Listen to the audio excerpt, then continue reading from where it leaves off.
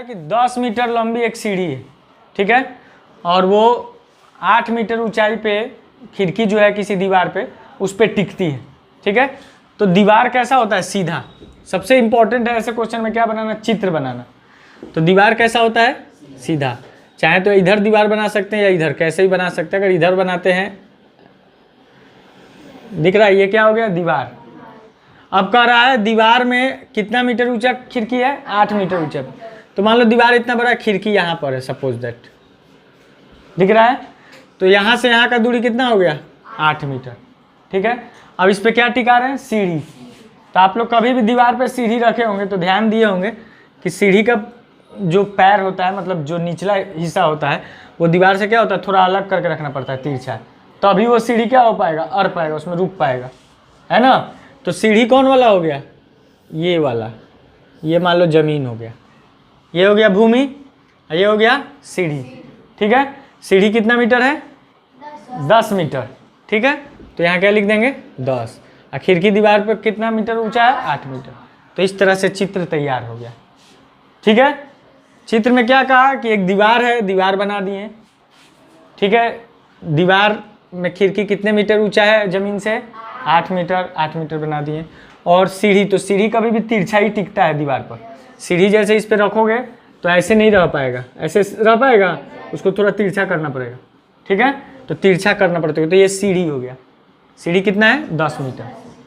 तो क्या पूछ रहा है सवाल आपको अब कि दीवार के आधार से, आधार कौन हो गया? ये पॉइंट, सीढ़ी का निचला सिरा, ये दोनों का बीच का दूरी पूछ रहा है, ठीक है। तो ये कैसा चित्र बना? अगर इस ऊपर वाले दीवार को भूल जाओ, इतना खिड़की से लेकर यहाँ तक, तो कैसा चित्र बना? समकोण त्रिभुज का। और समकोण त्रिभुज यहाँ 90 डिग्री यहाँ हो गया, ठीक है। और समकोण त्रिभुज में कौन सा प्रमेय लगता है? पाइथागोरस प्रमेय। तो पाइथागोरस प्रमेय प्रयोग करके हम लोग क्या करेंगे? नीचे वाला निकालेंगे। माना दीवार क्या है? AB। दीवार कितना बड़ा है? AB के बराबर। और खिड़की दीवार पे कहाँ है? C पर, ठीक है। अब भूमि का वह बिंदु जहाँ सीढ़ी का निचला सिरा है वो क्या है? D पर, ठीक है। तो हमें क्या निकालना है? AD। क्या निकालना है? अब ऐसे प्रश्न में सबसे इंपॉर्टेंट ये है कि आप जो भी चीज़ मान रहे हैं वो लिखना पड़ेगा, क्योंकि एक रेखा से आप दीवार को दिखा रहे हैं, तो किस रेखा से दिखा रहे हैं बताना पड़ेगा, ठीक है। तो हम लोग मान लेंगे कि यहाँ देखो लिखेंगे, माना AB क्या है? तो माना AB दीवार है, C क्या है? खिड़की है, तथा C खिड़की है, और CD सीढ़ी है। CD ना सीढ़ी हुआ, ठीक है। इस तरह से मानना जरूरी है। अब जैसे ही मान लिए तो आपका क्वेश्चन क्या हो गया? आसान हो गया। अब ये मानने के बाद हम लोग क्या करेंगे? ध्यान दीजिए, ट्रायंगल लेंगे। कौन सा ट्रायंगल लेंगे? ACD। पाइथागोरस प्रमेय किस में लगेगा? ACD में, ठीक है। तो ट्रायंगल ACD में पाइथागोरस प्रमेय लगाएंगे तो आपको पता है कर्ण का स्क्वायर यानी CD का स्क्वायर बराबर दोनों बाकी दो भुजा के वर्गों का योग, तो AC का स्क्वायर है प्लस AD का स्क्वायर, AC का स्क्वायर प्लस AD। ये कैसे लिखें? पाइथागोरस प्रमेय से।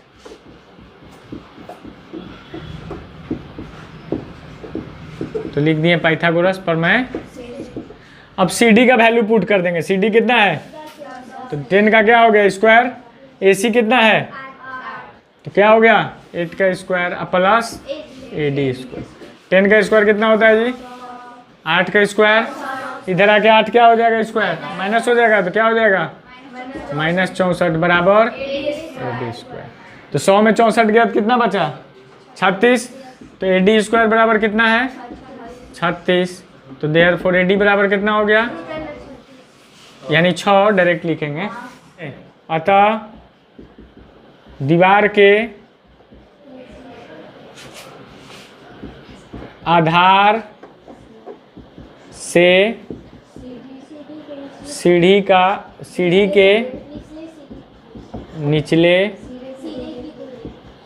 सिरे की दूरी इक्वल टू 6 मीटर। आंसर हो गया। एग्जाम्पल 10 में आपको दिया हुआ है, ये आकृति दी हुई है पहले से, ठीक है। आकृति में A C B equal to 90 degree दिया हुआ है। A C B equal to कितना दिया हुआ है 90 डिग्री, यानी यहाँ कितना डिग्री है 90 डिग्री। बनाया हुआ नहीं है लेकिन है, ठीक है। ऐसे हम लोग बना सकते हैं, जब क्वेश्चन हम लोग को पता चल गया तो हम लोग यहाँ 90 डिग्री बना दिए, ठीक है। क्लियर हो रहा है। दूसरा दिया हुआ है C D perpendicular A B, यानी लंब है ए बी पे, तो सी डी लंब है ए बी पर। ये तो खैर 90 डिग्री यहाँ बना हुआ है। अब यहाँ 90 होने का मतलब इस साइड भी क्या होगा 90, यानी ये कोण बी डी सी 90 डिग्री है, तो ए डी सी भी क्या है 90, ठीक है। अब आ जाओ, हमें क्या सिद्ध करना है, ये देखो बी सी स्क्वायर बटा A C square equal to B D बटा ए डी। तो बी सी स्क्वायर देख रहे हो इस ट्रायंगल का भाग है, अच्छा है बड़े वाले ट्रायंगल का भाग, दोनों का भाग है ना। बड़ा वाला ट्रायंगल लेते हैं ए बी सी, तो इसका भी भाग है कौन बी सी, और छोटा वाला लेते हैं बी सी डी, तो इसका भी भाग है बी। क्लियर। और दूसरा है ए सी, दिख रहा है, तो ए सी इस छोटे वाले ट्रायंगल का भाग है और इस बड़े वाले ट्रायंगल। तो जो सिद्ध करना वो बता रहा है आपको कि क्या लेकर चलना है। तो एक बार लेना है बड़े वाला ट्रायंगल और राइट साइड, एक बार लेना है बड़े वाला ट्रायंगल और लेफ्ट साइड का ट्रायंगल। क्लियर हो रहा है। प्रमाण में हम लोग लेंगे एक छोटा वाला ट्रायंगल राइट साइड वाला, चूंकि बीसी चाहिए, तो छोटा वाला ट्रायंगल कौन है बी सी डी, और बड़ा वाला ट्रायंगल कौन है ए बी सी। तो आप देखिए ए बी सी और बी सी में है ना, बी सी में देखिए ये 90 डिग्री है, ए बी सी में कौन 90 है ये 90, तो दोनों का एक एक कोण कितना हुआ 90 90 हुआ, और दोनों में ये कोण बी क्या हो गया कॉमन। तो जब दो ट्रायंगल के आपस में बराबर हो जाते हैं तो दोनों ट्रायंगल क्या हो जाता है समरूप हो जाता है। तो यानी कि ट्रायंगल ए बी सी क्या है समरूप है ट्रायंगल बी सी डी के, ठीक है। उसी तरह से ट्रायंगल ए बी सी और ट्रायंगल ए सी डी में देखिए ये 90 है और इसका ये 90 है, और इसका ये कोण और बड़े वाला का ये कोण दोनों क्या है कॉमन है। तो यानी ये छोटा वाला ट्रायंगल और बड़ा वाला ट्रायंगल और ये छोटा वाला ट्रायंगल और बड़ा वाला ट्रायंगल आपस में क्या है समरूप है। पहले ऐसा प्रमेय हम लोग पढ़े हुए हैं, थ्योरम पढ़े हुए भी है, ठीक है। तो हम लोग डायरेक्ट क्या लेके चलेंगे समरूप। कौन कौन ट्रायंगल को, तो ट्रायंगल ए बी सी समरूप ट्रायंगल बी सी डी। देखिए बड़ा वाला त्रिभुज का ये वाला 90 है और छोटे वाला त्रिभुज का ये वाला 90 है, और दोनों में कोण भी क्या है कॉमन है। तो दो को एंगल बराबर होगा तो क्या होगा समरूप हो जाएगा, है ना। एंगल समरूपता कसौटी से तो डायरेक्ट लिख दिए, यहाँ पास डबल ए नहीं लिखे हैं, डायरेक्ट लिख दिए ऐसे। ऐसे कोई स्टूडेंट डबल ए समरूपता कसौटी लिखता है तो भी कोई दिक्कत नहीं है, वो सही है। तो अब समरूप होने से क्या फायदा होगा, तो ध्यान दीजिए बड़ा वाला का 90 के सामने कौन सा है ए बी, बड़ा वाला का 90 के सामने कौन है तो क्या लिख देंगे ए बी बट्टा, तो छोटे वाले के 90 के सामने कौन है बी सी, ठीक है इक्वल टू। अब बड़ा वाला का आधार कौन हो जाएगा, इस साइड का ट्रायंगल लिए हैं तो इस साइड वाला आधार लेंगे, क्योंकि ये जो है बीसी भी आधार हो सकता है और एसी भी, है ना। तो चूंकि इस साइड वाला ट्रायंगल को लिए हैं तो कौन आधार लेंगे बीसी, तो बीसी ले लिए आधार। तो इस ट्रायंगल का आधार कौन होगा बी डी, 90 यहाँ बी डी पे ना है, तो बीसी गुने BC, BC square equal to क्या हो जाएगा ए बी गुने ए डी, ए बी गुने बी डी हो गया, ठीक है बी डी ना। इसको मान लेंगे इक्वेशन 1। अब हम लोग जिस तरह से बड़ा वाला ट्रायंगल और ये छोटा वाला ट्रायंगल लिए थे, अब बड़ा वाला ट्रायंगल और कौन वाला छोटा वाला ट्रायंगल लेंगे ये वाला, ठीक है। तो फिर से बड़ा वाला ट्रायंगल ए बी सी समरूप होगा किसका ट्रायंगल ए सी डी के, तो लिखेंगे ट्रायंगल ए बी सी समरूप ट्रायंगल ए सी डी, ठीक है। और फिर वही काम करेंगे, ए बी सी का 90 के सामने वाला कौन लेंगे ए बी, तो क्या लिख देंगे ए बी, और इस छोटे वाले का 90 के सामने कौन होगा ए सी। बड़े वाला का बेस, अब इस साइड वाला बेस लेंगे ना तो क्या होगा ए सी 90 पे ए सी, और छोटे वाले का बेस ए डी होगा, तो ए सी into A C, A C square, और A B into A D, इसको मान लेंगे इक्वेशन 2। तो हमें चाहिए बी सी स्क्वायर बट्टा ए सी स्क्वायर। तो बी सी स्क्वायर बट्टा ए सी स्क्वायर के लिए क्या करेंगे, 1 में 2 को डिवाइड करेंगे, ठीक है। तो समीकरण 1 में 2 से भाग करने पर या देने पर, तो जैसे ही 1 से 2 में भाग देंगे तो ये हो जाएगा बी सी स्क्वायर बट्टा ए सी स्क्वायर। राइट वाला भी भाग होगा तो इधर हो जाएगा ए बी गुने B D divided by A B गुने A D. A B cancel हो गया, तो देयरफॉर बी सी स्क्वायर बट्टा बी डी बट्टा ए डी। प्रूफ हो गया। आकृति दिया हुआ है क्वेश्चन एग्जाम्पल 12 में, आकृति दिया हुआ है, ठीक है। और दिया क्या है कि एडी जो है परपेंडिकुलर है बीसी पे, लंब है बीसी पे, तो दिख भी रहा है चित्र में। और सिद्ध करना है A B square plus C D square equal to B D square plus A C square. तो इस क्वेश्चन में पाइथागोरस प्रमेय का प्रयोग करेंगे। पाइथागोरस प्रमेय का प्रयोग का मतलब कर्ण का स्क्वायर बराबर अन्य दो भुजाओं के वर्गों का योग, उसका यूज करेंगे हम लोग इसमें, ठीक है। तो चलिए प्रमाण में देखिए,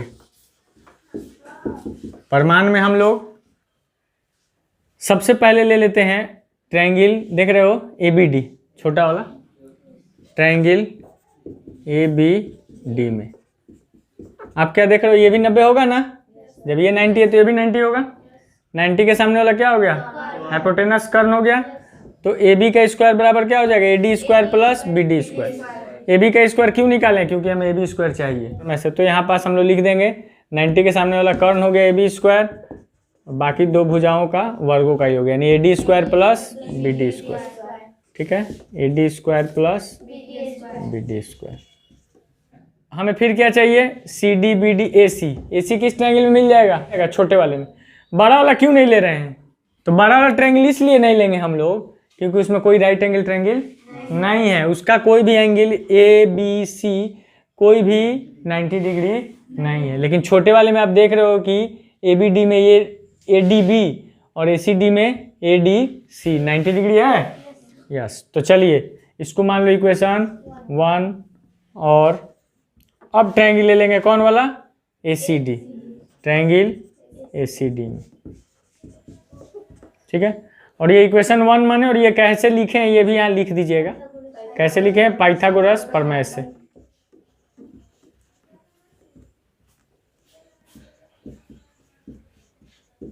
ठीक है, ये लिखना इंपॉर्टेंट है, पाइथागोरस प्रमेय से ये कैसे लिखें। अब एसीडी में भी क्या लगाएंगे, पाइथागोरस प्रमेय।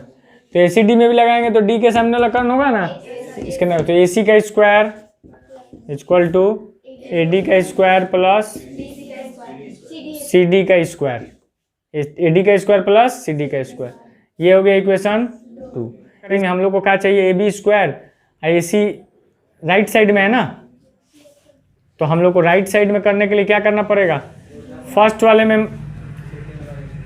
में सेकंड वाले क्या कर देंगे, माइनस कर देंगे, ठीक है। तो समीकरण हम माइनस करेंगे 1 माइनस 2 से, एक में 2 घटाने से बेहतर है क्या लिखना, 1 माइनस 2 से।